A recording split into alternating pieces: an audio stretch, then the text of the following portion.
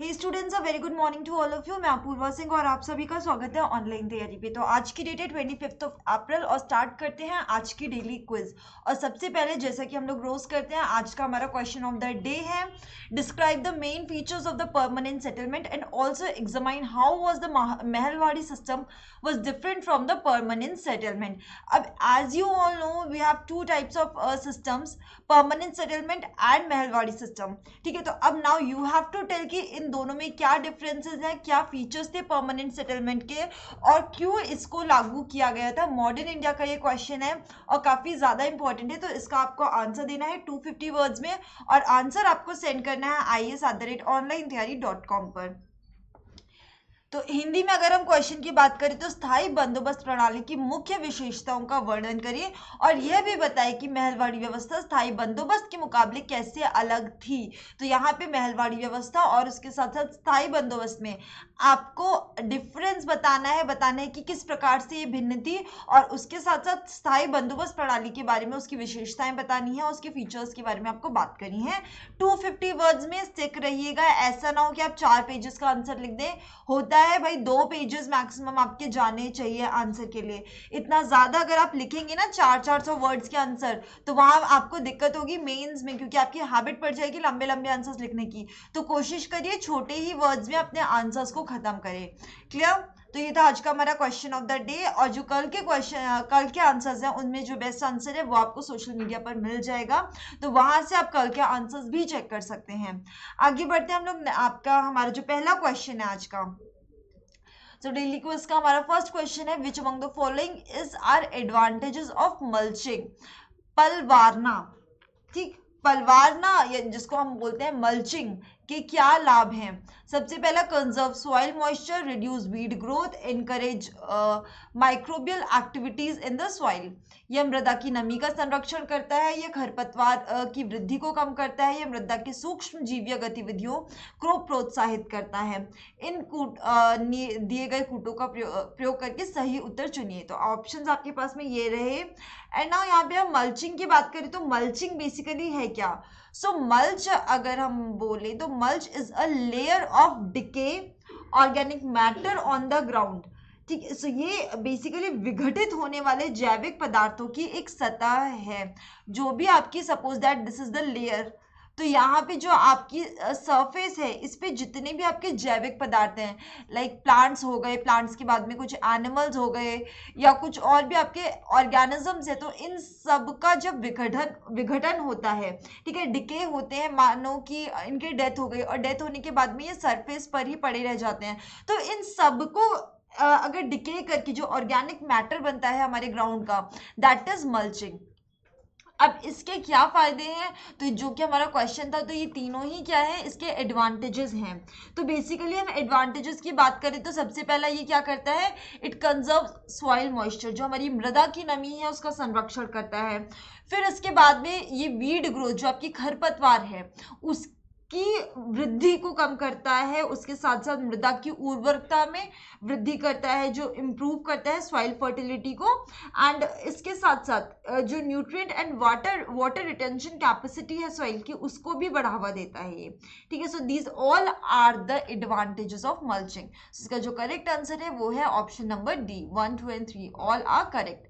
Clear? आगे बढ़े next question की तरफ। क्वेश्चन नंबर 2, क्वेश्चन नंबर 2 हमारा पूछता है, which of the following are the effects of increase in the UV radiation due to the depletion of ozone layer. निम्नलिखित में से कौन ओजोन परत अवक्षय के कारण पैराबैगनी दैट इज यूवी विकिरण में होने वाली वृद्धि के प्रभाव हैं। ऑप्शन है हमारा, हिंदी में सबसे पहले मैं बात करती हूँ, तापमान में परिवर्तन और वर्षा की विफलता, आनुवंशिक विकार, पादपों के क्लोरोफिल अवयव में कमी, महाद्वीपीय शिल्प की उत्पादकता में कमी। क्या इसका करेक्ट आंसर है? इंग्लिश में हम एक बार ऑप्शंस को देख लेते हैं। Temperature changes and rainfall failure, genetic disorders, reduction in chlorophyll contents of plants and decrease in the productivity of continental shelves. Which among the following are the effects of increase in the UV radiation due to the depletion of ozone layer.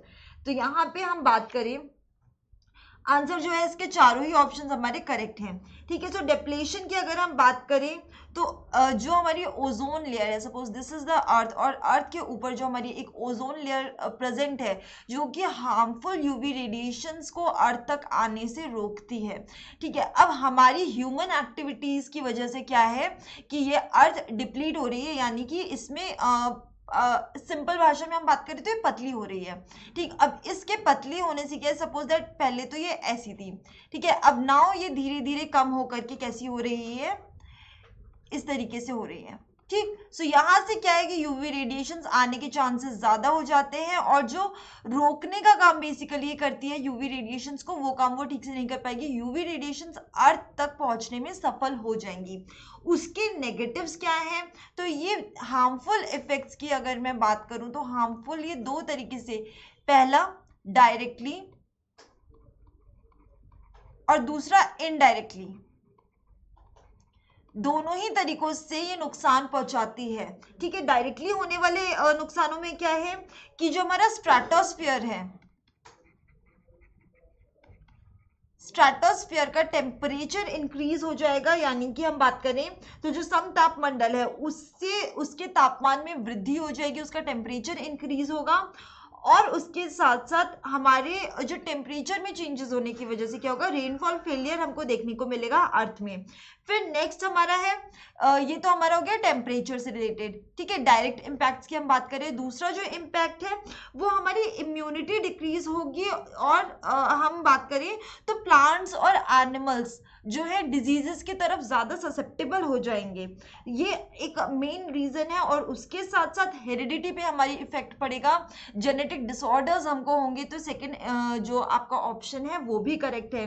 ठीक है, and now उसके बाद में जो negative impact indirect है, ये तो हमारे डायरेक्ट इम्पैक्ट हो गई कि डायरेक्टली, अब देखो कि like this is a person, अब उस पर डायरेक्ट यूवी रेडिएशंस पड़ रही हैं तो वो डायरेक्टली इम्पैक्ट करेंगी, लाइक जो डिजीजेस हैं वो डायरेक्ट हमको इफेक्ट देखने को मिल रहे हैं। उसके साथ साथ कुछ ऐसे भी इफेक्ट्स हैं जिनके बारे में हमको पता नहीं चलता है, लॉन्ग टर्म होते हैं या डायरेक्टली हम उसको देख नहीं पाते हैं। ठीक है, तो उसमें जो इम्पैक्ट आता है उसमें सबसे पहला है कि ग्रोथ, जो प्लांट्स के ग्रोथ है उसमें हमको रिडक्शन देखने को मिलेगा। ठीक है, ये यानी कि जो आपके प्लांट्स हैं, आपकी जो वनस्पति हैं, उसमें हमको रिडक्शन देखने को मिलेगा, कमी देखने को मिलेगी उनकी वृद्धि में। फिर उसके बाद में नेक्स्ट हमारा जो क्लोरोफिल कंटेंट है उसमें रिडक्शन देखने को मिलेगा। क्लोरोफिल कंटेंट जो कि हमारा ऑप्शन नंबर थर्ड था, ये भी करेक्ट हो जाएगा, क्लोरोफिल कंटेंट में हमको कमी देखने को मिलेगी। एंड नेक्स्ट उसके बाद में इंपॉर्टेंट जो इसका है कि हमारा जो इकोलॉजिकल बैलेंस है वो कंप्लीटली डिस्टर्ब हो जाएगा विद दिस यूवी रेडिएशंस। तो ये इनडायरेक्ट इम्पैक्ट्स में आते हैं, तो इसकी जो तीनों ही ऑप्शंस हैं वो सही हैं। क्लियर, आगे बढ़ते हैं नेक्स्ट क्वेश्चन की तरफ। आई थिंक यहाँ तक क्लियर हो गया, इसका करेक्ट ऑप्शन है ऑप्शन नंबर डी। आगे बढ़ते हैं नेक्स्ट क्वेश्चन की तरफ, क्वेश्चन नंबर 3। क्वेश्चन नंबर 3 हमारा पूछता है which of the following were the causes of discontent among the sepoys with reference to 1857 revolt. 1857 के विद्रोह के संदर्भ में सिपाहियों के बीच असंतोष के कारण निम्नलिखित में से क्या थे। पहला है सिपाही were often treated with the contempt bye there British officers. सिपाहियों के साथ अक्सर उनके अंग्रेज अधिकारियों द्वारा अपमानजनक व्यवहार किया जाता था। नेक्स्ट है military forbid them from observing their caste rules. सेना ने उनके जातिगत नियमों को पालन से मनाही थी। एंड थर्ड इज द सिपाही neither had economic security nor did they enjoy high Prestige in the society. सिपाहियों को ना तो आर्थिक सुरक्षा प्राप्त थी और ना ही वे समाज में एक उच्च प्रतिष्ठा का आनंद ले पाते थे। इनमें से कौन सा करेक्ट स्टेटमेंट है ये आपको बताना है। तो यहाँ पे अगर हम बात करें 1857 के रिवॉल्ट की, तो देखो भाई यहाँ पे ऊपर के जो दो ऑप्शंस हैं कि सिपाही को जो आपके सिपाही थे उनको भी क्या था कि जो अंग्रेजी अधिकारी थे उनके द्वारा ठीक से ट्रीट नहीं किया जाता, तो ये ऑप्शन आपका बिल्कुल करेक्ट है, बेसिक ही है ये 1857 के रिवॉल्ट का। एंड नेक्स्ट है military forbid them from observing their caste rules. Yes, ये स्टेटमेंट भी हमारा करेक्ट है, क्योंकि उनको क्या था कि जैसे कि आपके जो सरदार थे तो उनको टर्बन्स लगाने पे बनाई थी। और उसके साथ साथ जो आप लोगों को याद होगा कि जो हिंदूज थे तो उनके उन्होंने एक अगेंस्ट चले गए थे एक रूल के, जो कि बॉम्ब आया था, जिसमें उनको जो बॉम्ब था बेसिकली उसको अपने मुंह से खोला था, कुछ ऐसे करके था, जिसमें मांस था गाय का, ठीक है, चर्बी थी गाय की, तो वो चीजें जो थी वो कास्ट रूल्स के अगेंस्ट जा रही थी। तो this is the second statement जो कि हमारा करेक्ट हो जाता है।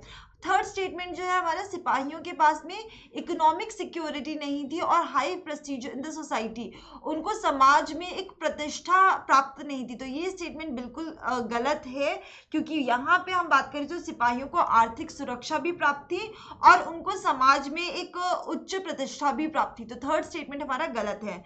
तो यहाँ पे जो करेक्ट ऑप्शन होगा वो होगा 1 and 2 ओनली।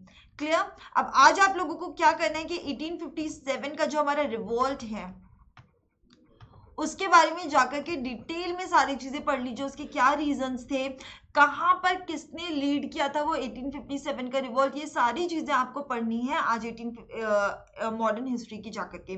और सोर्सेस की अगर मैं बात करूं तो स्पेक्ट्रम से पढ़ सकते हैं आप लोग, या फिर मॉडर्न इंडिया की जो एनसीईआरटी है उससे पढ़ लीजिए, इजीली आपको समझ में आ जाएगा। आगे बढ़ते हैं क्वेश्चन नंबर 4 की तरफ। क्वेश्चन नंबर 4 हमारा है, which of the following factors led to the emergence of permanent settlement in Bengal? Need for the stability in revenue collection, expectations that it would lead to investment in land by zamindars, a need for political allies in the form of zamindars. Which among the following statement are correct? So Bengal में स्थायी बंदोबस्त के आविर्भाव के लिए निम्नलिखित में से कौन सा कारक या कौन से कारक उत्तरदायी थे? पहला कारक है राजस्व संग्रह में स्थिरता की आवश्यकता। दूसरा कारक है ये भूमि में यह उम्मीद कि इससे जमींदार भूमि में निवेश करने के लिए प्रेरित होंगे। और तीसरा जो है जमींदारों के रूप में राजनीतिक सहयोगियों की आवश्यकता है। इनमें से कौन सा स्टेटमेंट करेक्ट है? तो यहाँ पे मैं बात करूँ तो तीनों ही जो स्टेटमेंट्स है वो हमारे करेक्ट है। पहला स्टेटमेंट करेक्ट है क्योंकि वित्तीय सुरक्षा जो है वो फाइनेंशियल सिक्योरिटी वो हमारे परमानेंट सेटलमेंट का मेन एम था। ठीक है। सो 1793 से पहले अगर मैं देखें हम लोग तो 1793 से पहले कंपनी के आय का जो प्रमुख साधन था वो था भू राजस्व, और उसमें काफी ज्यादा अप्स एंड डाउन्स देखने को मिले थे। तो इसलिए उनको क्या था कि स्थायी बंदोबस्त से कंपनी की आय की एक स्थिरता की गारंटी प्रदान की गई थी। नेक्स्ट जो है इससे ये भी एक्सपेक्टेशन थी कि इसमें जो जमींदार हैं वो इसमें इन्वेस्ट करेंगे। एंड तीसरा जो था कि तीसरा जो स्टेटमेंट है वो भी सही है कि British saw a large number of popular revolts in the last quarter of 18th century. तो 18वीं सदी के अंतिम 4 दशकों में अगर हम देखें तो काफी ज्यादा रिवोल्ट्स देखने को मिले थे। तो इसलिए स्थायी बंदोबस्त से एक पॉलिटिकल अलाइज को कंबाइन करना मेन मोटिव था इस परमानेंट सेटलमेंट का। क्लियर। आगे बढ़ते तो इसका जो करेक्ट आंसर है वो है 1, 2 and 3। नेक्स्ट हमारा क्वेश्चन है आज का last question. The British try to bring which of the following social reforms by lawful means. अंग्रेजों ने निम्नलिखित सामाजिक सुधारों में से किन्हें वैध तरीके से लाने का प्रयास किया था? सती प्रथा का उन्मूलन, हिंदू विधवाओं का पुनर्विवाह, कन्या भ्रूण हत्या का निषेध। इनमें से कौन सा सही है? Abolition of practice of Sati, remarriage of Hindu widows, prohibition of female infanticide. Which among the following are the correct answer? So इसका जो करेक्ट आंसर है बेसिकली तीनों ही करेक्ट हैं। ठीक है। 1829 में अगर हम बात करें तो विलियम बेंटिक